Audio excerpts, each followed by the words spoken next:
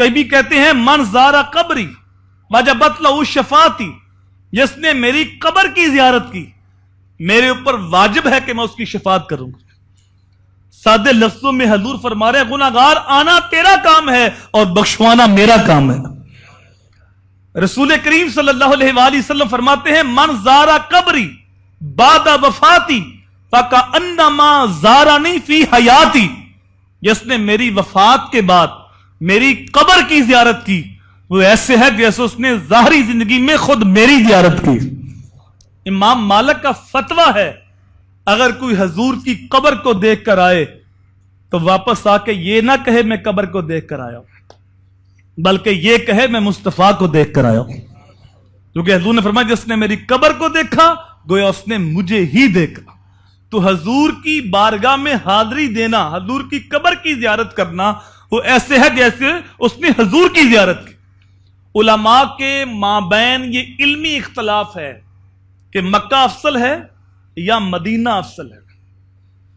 दोनों के पास अपने अपने दलैल हैं। जिसने कहा मक्का अफसल है उनके पास भी दलैल है और दलैल के अंदर बड़ा वजन है, और जिन्होंने कहा मदीना अफसल है उनके पास भी दलैल है और बड़ा वजन है दलैल के अंदर। लेकिन शाह अब्दुल हक मुहद्दिस देहलवी बड़ी खूबसूरत बात करते हैं, फरमाते हैं ये बास का मौजू नहीं है। जब हजूर मक्के में थे तो मक्का अफजल था और जब हजूर मदीने में आ गए तो मदीना अफजल हो गया।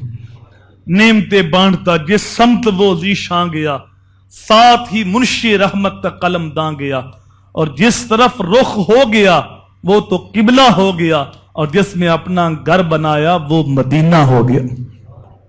तो हजूर की बारगाह में हाजिरी देना ये खुशकिस्मती की अलामत है।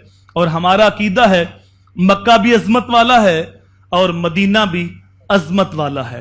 मक्का भी अदब की जगह है, मदीना भी अदब की जगह है। मक्का भी एहतराम के काबिल है और मदीना भी एहतराम के काबिल है। मक्का भी हरम है, मदीना भी हरम है।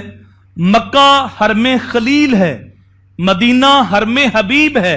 मक्का में जन्नतुल माला है, मदीना में जन्नतुल बकी है। मक्का में सैयदा खदीजा है, मदीना में सैयदा फातिमा है। मक्का में सैयदा मैमूना है, मदीना में सैयदा आयशा है। मक्का में लब्बैक अल्लाहुम्मा लब्बैक है, मदीना में या नबी सलामुन अलैक है। मक्का में बैतुल्लाह है, मदीना में खुद रसूलुल्लाह है। हम मक्का की अजमत को भी सलाम करते हैं, मदीना की अजमत को भी सलाम करते हैं।